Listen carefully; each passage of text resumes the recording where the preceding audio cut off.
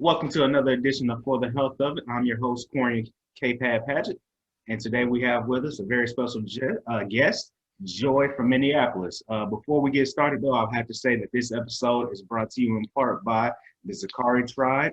Uh, you can see the T-shirt posted in the back from the Zakari Tribe. I'll drop their information later on at the end of the episode, how to find them on Instagram. But Joy, go ahead and introduce yourself. How you doing?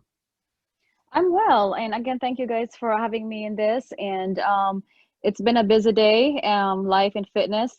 Today, I'm babysitting my nephew. I call him my nephew, my 8 years old nephew. Took him to boxing this morning. Showed him how to flip some tires outdoors, like workout, outdoor workout, and just try to introduce that fitness is not just for adults. To Right. me, I think it starts with kids. So that's kind of where my day was, kind of working with him side by side and kind of introducing about fitness, starting, healthy lifestyle at the young age. Good deal. Good deal. Well, Hmm. I think that's a good jumping off point. Let's dive into it because Hmm. this is for the health of it. So we want to deep dive into it for the health of it. So Hmm. talk about childhood. How important it is to start off with a good solid With foundation. a yes, as a quick background too, sorry, I kind of moved locations because it was kind of dark where I was. Um, Sorry. Um, my background is I'm a medical by trade. I did my nursing pre-med. As a matter of fact, I tried to be a cardiothoracic surgeon Okay. at some point, and it's one of the hardest specialty to get in. Very, very, I should say, very competitive, and it's male-dominated specialty. Right. And so that kind of fell apart, and I went back to school again, and I just acquired my double master's in epidemiology and public health. Okay. And one of the thesis that I wrote, there's different theses that we can pick, something to do with public, right? Public health. I choose to write about kids obesity and kids health. Even though I work with a lot of adults, friends, and family, my mind and my heart goes back to kids. It's either we start the education at home Mhm. from being healthy, choices, food choices, guidance. How do we guide our kids from home? Because everything starts from home, regardless, even if the kids um, are more exposed or spend more time with their friends, school or whatnot. The foundation is home. What they see from home is what they're going to bring outside in your own household. You know, so that's how I kind of like look at it, that if I can work with youth, either mentoring them on, it could be an indirect coaching Mhm. with healthier options in terms of food choices, activities, or whatnot. And that's where I'm going to be pouring my heart, moving forward, instead of just working with adults, because sometimes adults are kind of hard to work with. And I Just facts. that is facts. I'm a Hmm. teacher by day, so I definitely understand working with children. So you have the heart for the health of it here with you. Uh, are you a vegan? I saw vegan on your page. I don't know if you are one or not. I was a vegan. Last year, I tried to just to change my diet. I do competition on the side. If you can see some in my social media, I compete in bodybuilding, the bikini side of it, not the big ones. But I do the bikini bodybuilding natural, which means everything. We get drug tested, all of that stuff. Um, and I tried for once to do. I just wanted to cut my meat intake. I just Mhm. wanted to see how my body react. I'm very fascinated about human body. You know, I know there's different inputs. Even me growing up in the Philippines, we believe in a lot of superstitious belief. But when I moved here in the US, I learned everything about science, from nursing, from medical school, from everything. It's science. What you put in there in your body, that's what you're going to see the outcome of it, what's outside. What you put inside is what you also see outside, kind of way. But no, I tried vegan last year. around January for about a month. And to be honest with you, it's not about the food's choices or selection. Mhm. It's the source of protein because of the macro I had to follow, and I think that's where I fall off the wagon. And definitely, I would love to try it again, just to kind of go on that path. And see, I did vegan for about a month, and I follow it through with being a vegetarian for 6 months, Gotcha. and kind of move into pescatarian, and that's where kind of I am right now, Gotcha. So, pescatarian. can you explain to our listeners the difference between veganism, vegetarianism, and pescatarian? Yeah, vegan is was basically my food, my protein source. A lot of them were like from beans. I ate a lot of hemp seeds. If you're familiar with hemp, it's a very um, high protein. 2 tablespoons of hemp, you get 12 grams of protein from that, and just mainly a lot of beans and kind of nuts source of my protein. Gotcha. And as female, yeah, it's okay to get some soy, like from tofu, where I would get it. And when I went to yeah, so vegan is just a little harder for me when you're prepping for something. But if I would say, if you're just changing your diet from, whatever it might be, to vegan, and you're not following any certain macros, I think it's not as bad because it's not as restricted. And I know people are doing that. You have a lot of vegetable options, fruits and whatnot, and oats. I mean, you get all of your macros and micronutrients from that as well. Yeah. Yeah, and vegetarian, basically I was eating a lot of egg whites, Okay. and I can have that consumption, and there's just a lot more variety, and it's a lot more open for me to pick from, in terms of, trying to take or consume 150 grams of protein throughout the day, 150 grams of carbs, looking at my macros. And again, for folks that are not following certain specific stricted macros, it's not as hard to follow, but it's self-discipline, consistency, and following it through what you're trying to accomplish. Because you can't just say, I'm going to be vegetarian, and oh, by the way, it's been a week and I can't really do it. A lot of mind commitment, and Mhm. you kind of really have to follow through. It's like a relationship, to be honest with you. Like, you really have to pour your work to it to see something in return. Right, right, right. Okay.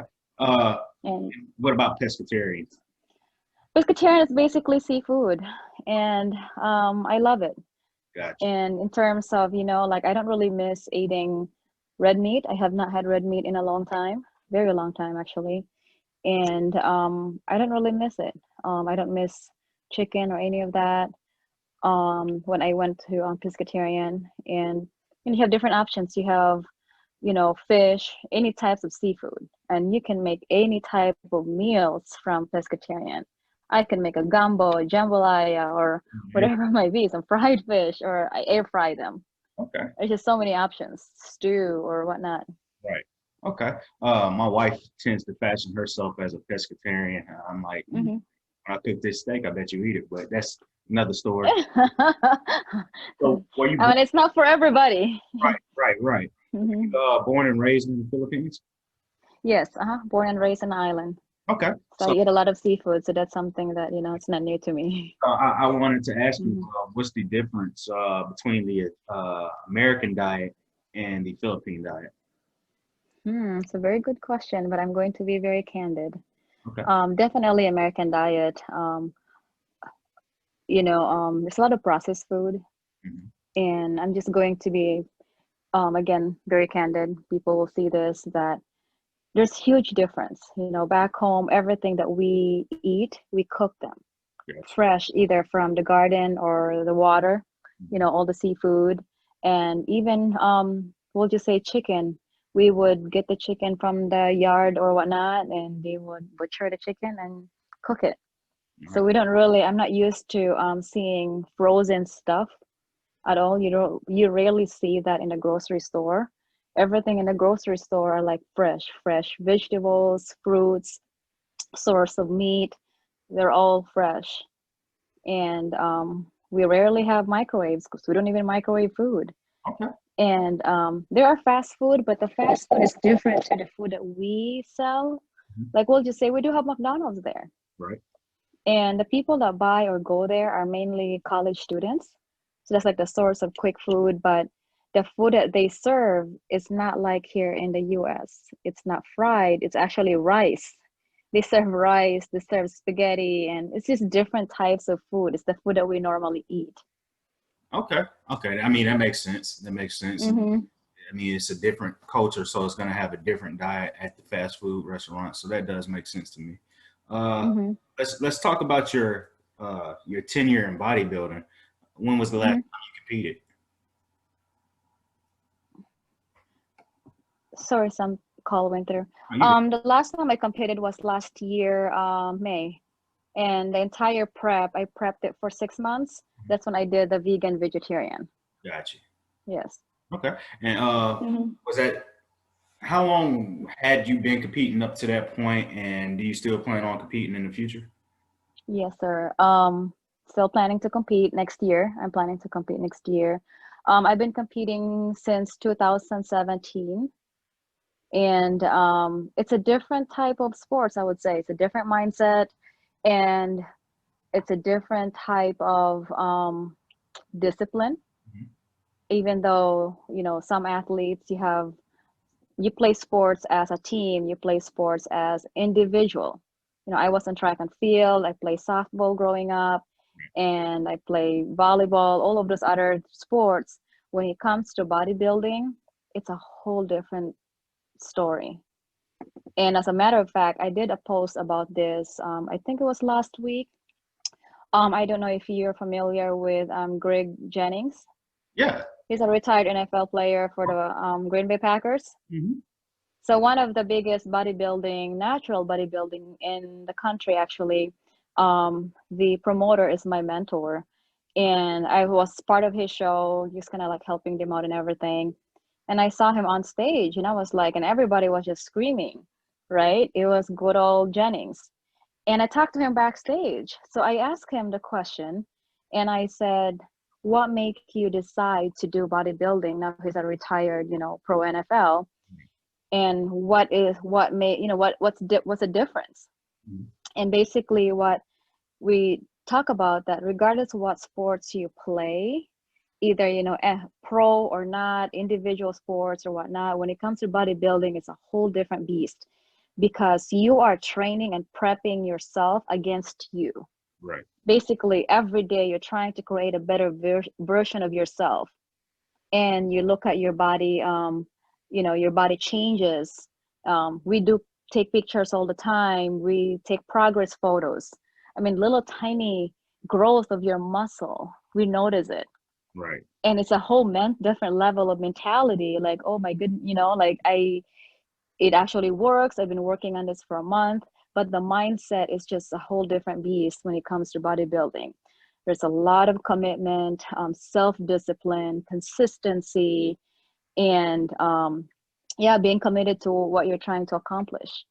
Gotcha. And there's nobody else really is pushing you. It's you versus you, unless you're working with a coach. And then yes, they will definitely push you even harder. Correct. And True. when you go on stage, it's about yourself. Like, I don't look at myself, I don't compare myself to other competitors. And he said the same thing. I just look at myself. I'm bringing my best. I'm going to win. And if I will not take the best, what I'm hoping for, then I will work harder next time to bring even my best next time around. I like that. I like that. So you said you compete in the natural division. Hmm.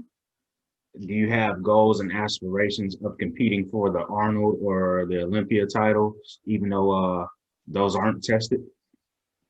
Not really. I have to be honest with you. That is going to be very hard to accomplish, I would say, because there's not just, if you're training everything natural, right? All I do is I eat my prep food. The only thing that I take is my multivitamins. I'm not taking no enhancement, any of that stuff. Right. And don't get me wrong, if when people see this, I know people that compete on those. Mhm. Nothing's against them, it's more power to them. That's their whatever choice and decision. But I do know people that take some to even, see quicker results and whatnot. Right. And it's not for me. Okay. And I'm not going to compete against, anybody like that. And, even though I will continue to work towards myself, it's just not for me. And I truly enjoy the natural federation Okay. and support them as well. Okay. All right. I like that. I like your response to that. So, let's go down. You mentioned you study epidemiology. Can you go a little bit into that and what that is a study of? Epidemiology, basically, we study disease, Okay. all types of disease. And um, during my internship, I work closely with CDC, World Health Organization, state public health, and working with local providers. And we could be concentrating specific disease, we'll just say a virus or whatnot. And we would be looking at what type of treatments, medications, plans, preventative for that specific disease. And we would look and we study more what caused that disease. Is it just a virus, a fungus, or whatnot? And where does it attack in the human body? And yeah, and then kind of work with CDC and work with the providers, and we come up with a plan and share that with the state, and the state use it and release it to hospitals, and the doctors use it. Good deal. Good deal. And talk about the public health discipline. Can you go a little bit into that? Um, yeah, it's my major, that epidemiology and public health. So basically, instead of me focusing on a national level, I focus more on the state and my local public health. So Yeah. we have different concentration that we can pick from. And like I said, I could have picked the World Health Organization that would look at it more globally. So when we talk about that, so yes, I could be studying Ebola or whatnot, but I thought that I can start here locally, here in Minnesota, or even just the US alone. Right. There's not a bracket. I start with Minnesota public health and kind of look at what are the statistics, what are the most, the top 10 disease that we occur or happen here, or we encounter here in Minnesota, and the numbers, what are the treatments, what are the preventative kind of approach for those.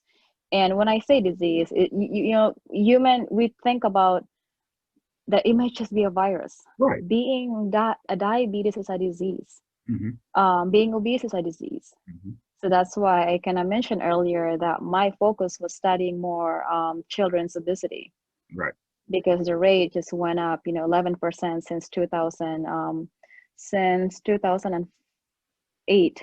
Right. It went up 11% for kids. And again, it's just, there's a lot of things that they could have done, differently. Get the kids involved, get them outside, limit with their phone, TVs and whatnot. It's well, it's not funny, but lack of better word, ironic or coincidental, I guess would be the better term. I studied exercise science in college, in my undergrad, and Mm-hmm. they used to say, childhood obesity or childhood diabetes, Mm-hmm. childhood diabetes. Mm-hmm. But they're tending to get away from that and starting to go with type 1 and type 2, even when talking about children, Mm-hmm. because a lot more children are developing type 2 diabetes, and that is Mm-hmm. a bad, sad situation. And you mentioned Minnesota. I don't know if you can tell, but I have a little twang in my voice here in Mississippi, and we Mm-hmm. tend to rank poorly when it comes to Mm-hmm. health. How does Minnesota rank in terms of health? Um, Minnesota, the last study was that I kind of got more involved was 2015, very closely, because when I went to pre-med at that time, um, we are top 10 Okay. Oh, in wow. the US, yes, and top 5 in education. Oh, nice. Yes, and also employment is, we are also in the top 10 in the US. Okay. But it's because honestly, even we're in the Midwest and we have this, very harsh winter. Hmm. I've been here long enough, and I've seen the changes that what our community are doing, or even like local cities. Right. We have the most, we call it Greenway. It's a biking trail that connects almost every city in Minneapolis, not just Minneapolis, but suburbs as well. Okay. Because I could bike from here. I live in the city. I live about 5 minutes to downtown Minneapolis. I can bike to Duluth, Minnesota, and that's a 2 hours drive.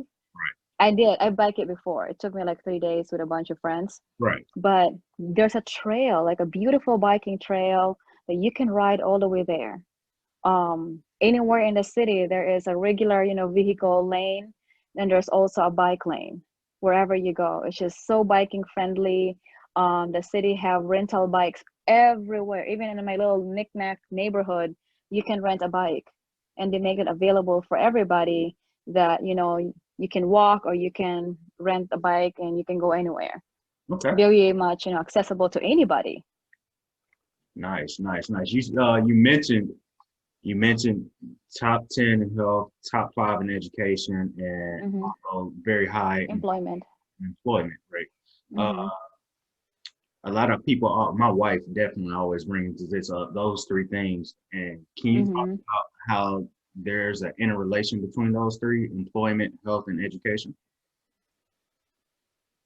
Um, yeah, I would definitely say yes. Because, not only that, in terms of employment, we're just, the state lucky enough. We have the 3M headquarters here. Mhm. We have the General Mills, which literally behind my house is General Mills. Okay. And we have Best Buy corporate, United Health Group. We have all these big corporations, and there's just so much more opportunities, and there's so much more local businesses. As a matter of fact, I used to own a retail store, a local small business, and what I'm seeing, what the state is doing is promoting the supporting local businesses, hire locals, bring business locals, and a lot of the big corporations like 3Ms, they're actually in there in the community that's recruiting them locally. And I just love the fact that I'm not being biased. I travel all over the country. Right. My job, I've been to almost, I would say, 46 states. Um, and every time I go to the states, to be honest with you, I'm not trying to be segue with this topic, that I really do admire what we do here in Minnesota. The opportunities that we have, even though we have a lot of unemployment rate, pretty high, but that's generally throughout the US. But if you break it down into smaller pieces, not just looking at the big picture, which a lot of people also get kind of fall into that Right. whole, there's a lot more opportunities. There's a lot more that this state can give and provide to the community. Supporting each other, lifting each other, programs, so much programs for the youth, for families that needing help, for kids, education and whatnot. Okay. And I think that's what makes us a whole as being successful towards that and having that higher rate and above the, will you say, some states that education really is not as focused, more of the economy. Okay. Makes sense. Makes sense. Hmm. So, the video that brought my attention to you was you deadlifting. Video of you deadlifting. Uh, I was like, man, she is moving the weight. So, talk to me on you. How long have you been on this fitness journey, and how heavy do you usually go? Yeah, so I started bodybuilding, like I said, I mentioned, since 2017, so about 3 years. And to be honest with you, when I started lifting, I rarely lift like 10 pounds each, like doing some bench press or whatever. Um, it's about that, again, that mentality of self-discipline, Right. patience, consistency, because things doesn't happen overnight. So True. that's why, to me, I appreciate the being a natural athlete, because the process is what I embrace the most. I don't see it overnight. I don't see it in 3 months, but gaining that strength, endurance, and even stronger mentality towards it, not rushing everything and seeing the outcome, it's a lot more rewarding. So yeah, I can, like, Yesterday alone, I bench pressed 100 pounds. Okay. And I'm only 100, 14 pounds. It's amazing for me starting a 10 pounder, like that, barely. Right. And as far as deadlifting and squats, the max I did with deadlift was 215. Okay. And yeah, almost, double my weight. And squat, I usually do box squat 225. Nice. Nice. And again, a lot of that, it takes time, process, consistency, discipline, and patience. Mhm. A lot of people, they just try to jump right in, put your heavy weight, and then you hurt your back. And also not being mentored or coached properly. Do your reading, do your research, approach people that they might have done it for a while, or some coaches out there are very open. Okay. Um, I took my personal training license last year, and I just kind of been helping people and friends, not charge them or anything, just mentor them from what I know and correct them. Some people that when I notice someone at the gym or whatnot, or people approach to me, simple as posture, it takes you a long way in bodybuilding, lifting. Okay. And Sounds you're like, I'm in the gym for 2 hours, I don't see anything. That's basically that. okay. All right. So how do you maintain that motivation and patience in lifting? Um, having a set goal. I have the goal of, I want to be able to lift or squat over 200 pounds. I don't have a set date, but I will get there. I don't have a date. I would say in about a year or 6 months, I want to be able to do that. Okay. But I follow a program of, you build your resistance first, you build endurance, Mhm. and then you build the strength. And it's just a whole repetition. Sorry, I got um but yeah, it's just that consistency, patience, and trusting the whole process. Got you. Got you. So Mhm. one of our major questions we always have on the show is what is your why? So why do you do what you do? We know you're a bodybuilder, you're an epidemiologist. Uh, what is your why? It's rewarding. Okay. It's rewarding, and also why I do it, to be able to make an impact to others, help in any ways, coaching and mentoring. And like I said, not just family and friends. I actually have IG followers that reach out to me. Got you. And I've been creating some plans and mentoring with these people that I don't even know. And that to me right there, like that, I make an impact. And at some point in life, 3 years ago, that was my vision. Like I want to do something, make that difference and make that change and self-discipline towards myself. If I'm able to do it, then I can make an impact to others and I can show them that you can do it. Right. It can happen. And regardless what challenges you may have with your health and whatnot, don't let it discourage you. Okay. Because we always have those challenges and downfalls with what we're trying to accomplish. You fall off the wagon, and it's okay. You can always, it happens. As long as you have your mindset and mentality and commitment that I will pick up myself right back up and I will get back at it. Got you. And as long as I am there also, if they allow me and continue to mentor them, and then I will be there to push them. Every day I preach about that to a handful of people. Like, come on, you can do it. You got this. If you let me, I will mentor you. We can prep, we can meal prep. I will check in with me, tell me, ask me, what did you do today? What did you eat? Drink a lot of water, just little things. And that is reward. That is my why. That not just I'm saying it to people or mentoring, that I'm doing them and they can see me that I'm actually doing it. Even though I have a busy life, I have a lot of things going on, I make time for that because I know in the long run it benefits me as well. Got you. Health and mental, everything. Definitely. Sounds good. Joy, we're gonna have to get you back on. I feel like we're barely scratching the surface of what you have to offer. Mm-hmm. Back on. Uh, but definitely got to shout out our sponsors again. Zakari Tribe. You can find them on Instagram at ZACARI Mm-hmm. underscore tribe. Again, that's ZACRI underscore tribe. That's the Mm-hmm. Zakari Tribe, and they do athleisure type wear and I got it. a nice uh, elite style of clothing. So definitely shout Okay. out to the Kari Tribe. Enjoy. Before we let you go, if you could shout out your social medias and how people can find you. You guys can follow me and find me Joy Fit Health and Wellness. And basically, anything's fitness, anything towards your health and wellness. You can follow me, you can reach out to me, you can DM me, ask me, whatever. I am here to help you guys, regardless who you are, race, ethnicity, color, religion, and whatnot. I am here for everybody. Sounds good. Joy, we appreciate you being on. This has been another episode of For the Health of It, and I'm your host, Corey K-Pad Paget.